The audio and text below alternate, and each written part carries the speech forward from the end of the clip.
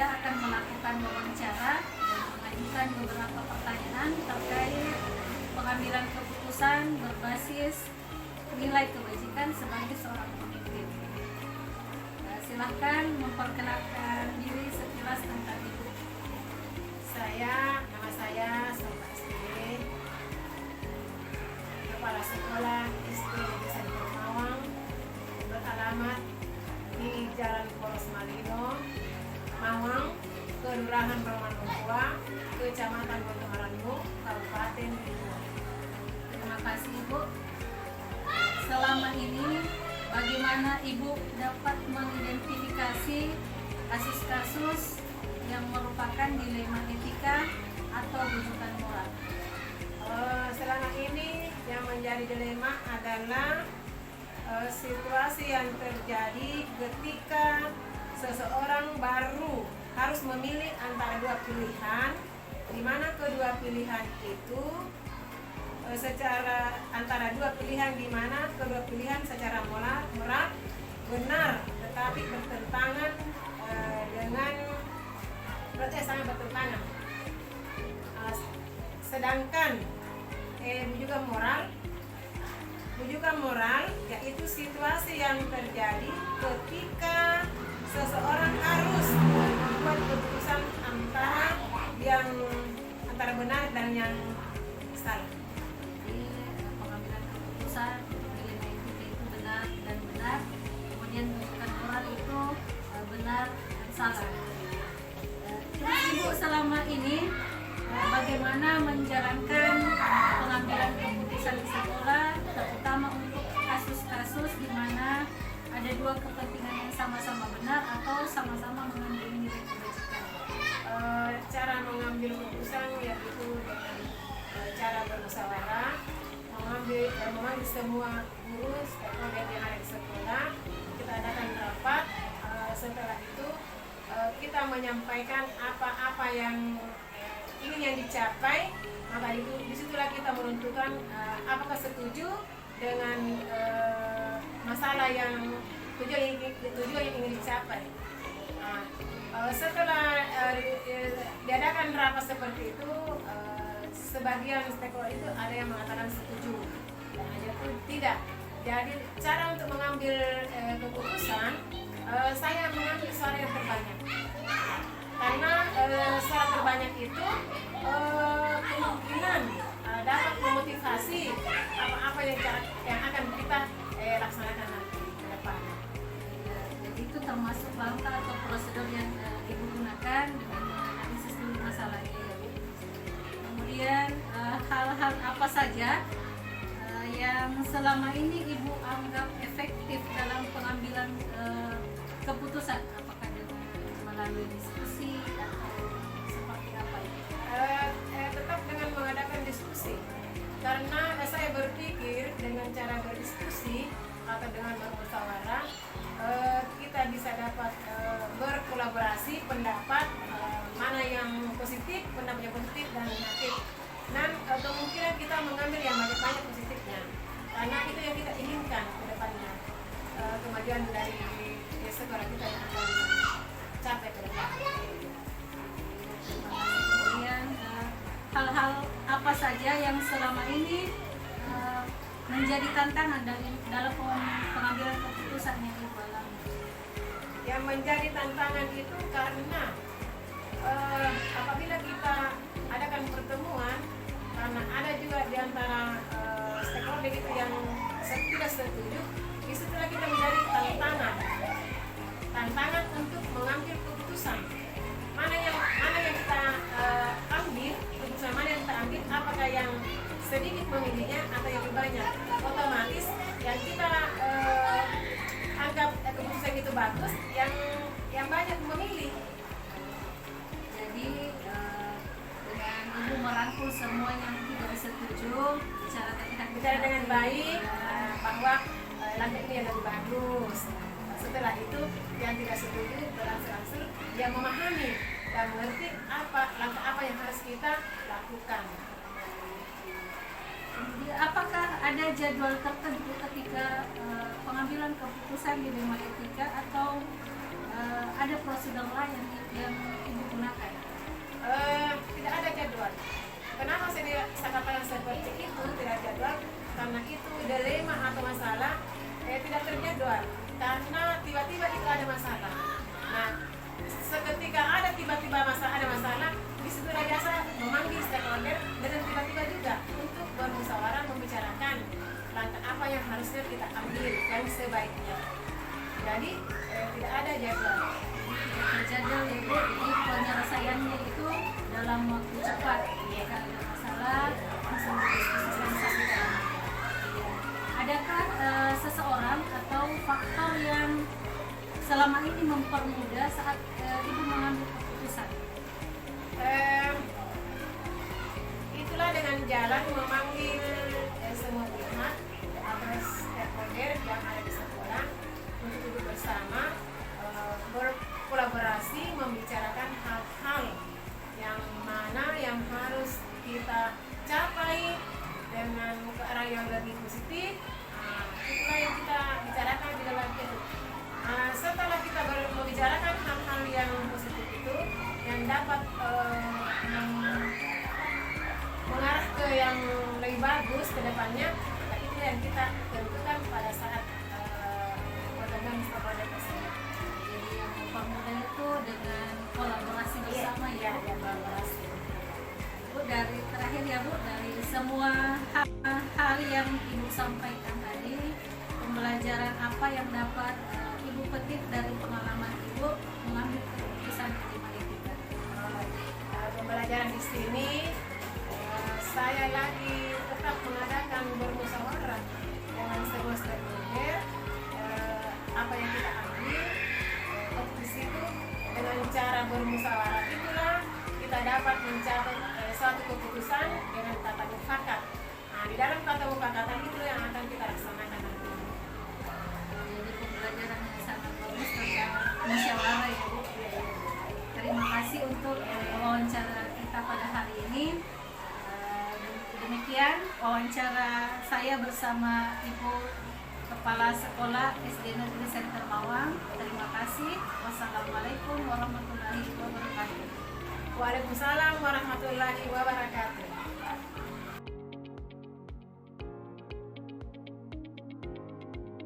Assalamualaikum warahmatullahi wabarakatuh. Terima kasih atas waktu dan kesempatan yang diberikan oleh Bapak. Saya akan melakukan wawancara dan mengajukan beberapa pertanyaan terkait pengambilan keputusan berbasis nilai kebajikan sebagai seorang pemimpin. Baik Bapak, silakan memperkenalkan diri sekilas tentang Bapak. Jadi terima kasih. Saya langsung saja, nama saya Bapak SPD. Saya kebetulan di sekolah ini sebagai kepala sekolah. Saya Songkolok kurang lebih sekitar 1 tahun, dan saat ini masih menjadi pimpinan di sekolah ini. Melalui beberapa guru sebagai tenaga pengajar dan sekitar kurang lebih 15 orang pendidik di sekolah ini. Bapak, terima kasih. Selama ini bagaimana Bapak dapat mengidentifikasi kasus-kasus yang merupakan dilema etika atau bujukan moral? Ya. Jadi memang terkadang kita sebagai seorang pimpinan harus pintar-pintar melihat situasi dan menganalisa hal-hal yang terjadi di lingkungan sekolah kita.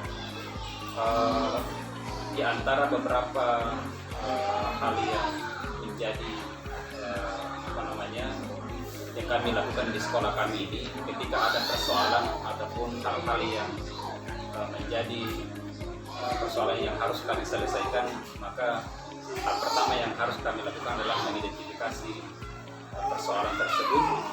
Lalu kemudian setelah teridentifikasi, kami lalu menganalisa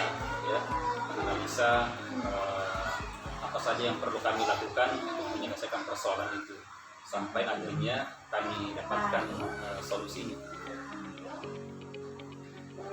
Selama ini bagaimana Bapak menjalankan pengambilan keputusan di sekolah, terutama untuk kasus-kasus di mana ada dua kepentingan yang sama-sama benar atau sama-sama mengandung nilai kebajikan. Ya, yang pertama yang kami lakukan itu tadi yang kami lakukan pertama itu adalah setelah kami mengidentifikasi, lalu kemudian menganalisa dan membaca baik buruknya persoalan itu, lalu setelah itu kami menangani persoalan itu dengan tentunya memanggil semua stakeholder atau menghubungkan semua stakeholder yang ada di sekolah itu. Kemudian kami berdiskusi, kami bermusyawarah langkah apa yang perlu kami lakukan untuk menyelesaikan persoalan itu. Tentunya dengan pertimbangan tidak ada satupun pihak yang akan dirugikan, seperti itu.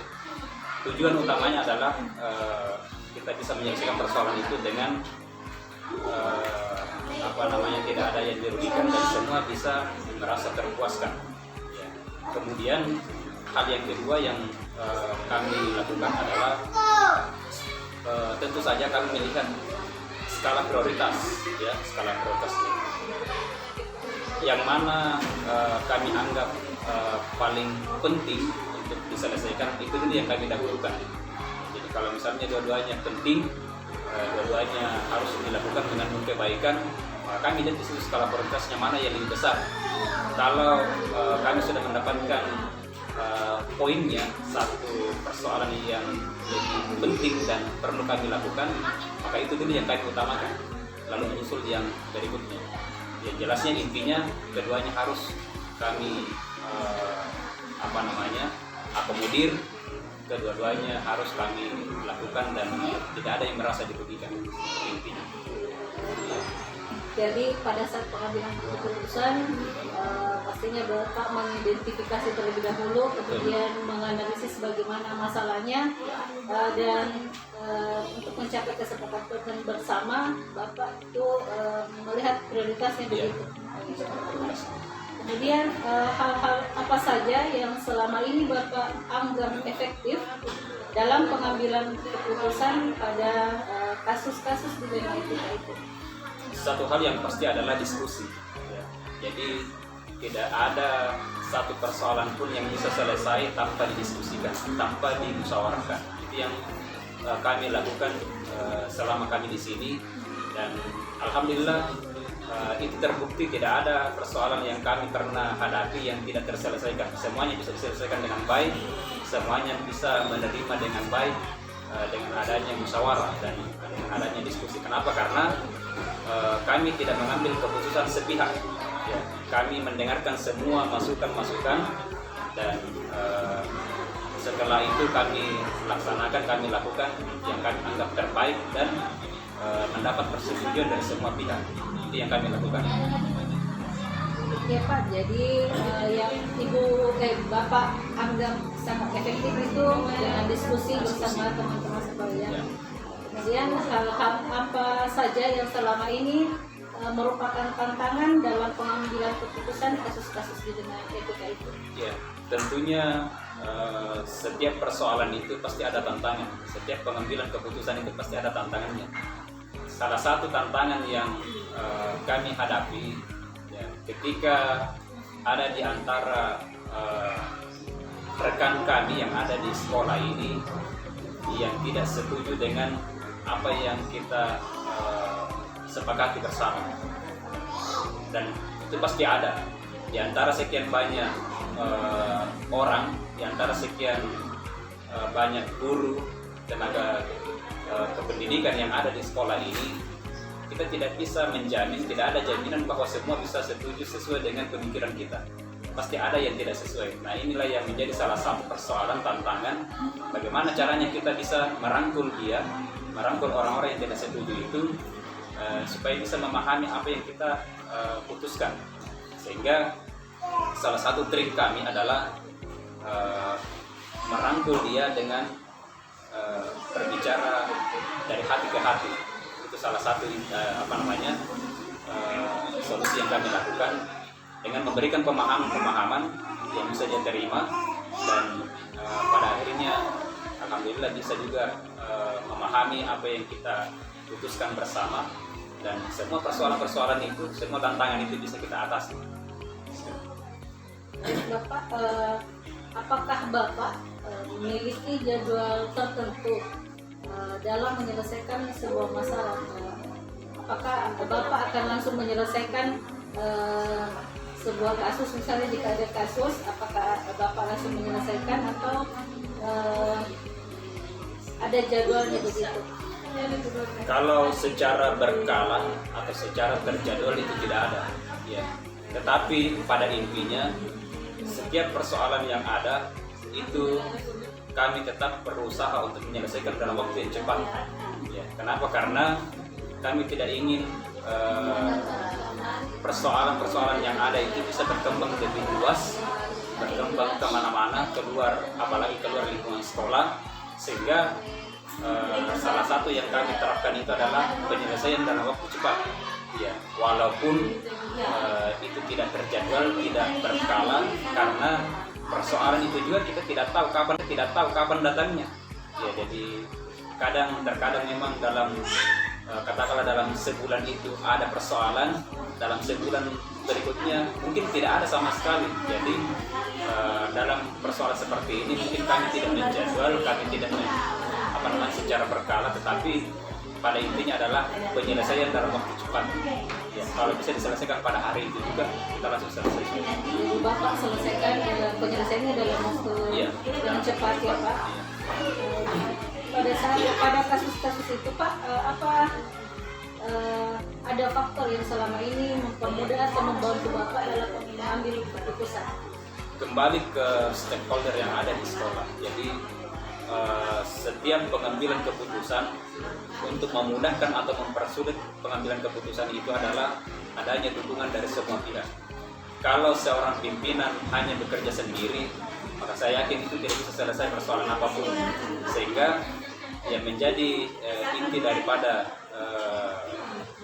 persoalan itu bisa selesai dengan cepat adalah adanya kerjasama, adanya kolaborasi dari semua pihak. Ya, karena dari sekian banyak warga yang ada di sekolah itu, mereka punya pemikiran yang berbeda-beda, sehingga untuk mempermudah pengambilan keputusan itu adalah menyatukan jalan pikiran mereka untuk mencapai kebaikan yang ingin kita dapatkan untuk menyelesaikan persoalan itu. Kalau dikatakan tantangan-tantangan ataupun kesulitan-kesulitan itu pasti ada, tetapi dengan cara-cara yang kami lakukan seperti yang saya sampaikan di awal tadi, itu bisa teratasi, bisa kita dapatkan solusinya. Ya. Bapak, dengan faktor-faktor yang selama ini mempermudah, yaitu dengan dukungan dan kolaborasi, ya Pak. Baik. Pertanyaan terakhir Bapak, dari semua hal yang Bapak sampaikan, pembelajaran apa yang dapat Bapak petik dari pengalaman Bapak mengambil keputusan di dunia etika? Salah satu pembelajaran besar yang saya dapatkan adalah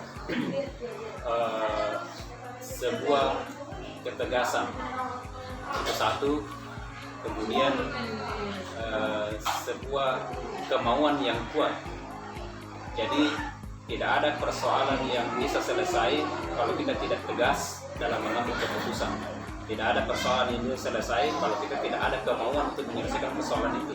Sehingga dari sekian persoalan-persoalan yang kami pernah hadapi, semua bisa teratasi dengan adanya kemauan untuk menyelesaikannya, dengan adanya ketegasan dalam menyelesaikan persoalan itu. Sehingga hal sekecil apapun sampai hal besar yang kami hadapi, hampir bisa dikatakan kami tidak kesulitan, ya, karena kami sudah ada komitmen untuk menyelesaikan. Baik, terima kasih Bapak untuk pembelajarannya, dan terima kasih untuk wawancara hari ini. Semoga bermanfaat bagi saya dan kita semua, karena ini terkait pengambilan keputusan berbasis nilai kebajikan sebagai seorang pemimpin. Demikian wawancara saya bersama Bapak Bakri selaku Kepala SD Immanuel Sokolo. Terima kasih. Wassalamualaikum warahmatullahi wabarakatuh. Waalaikumsalam warahmatullahi wabarakatuh.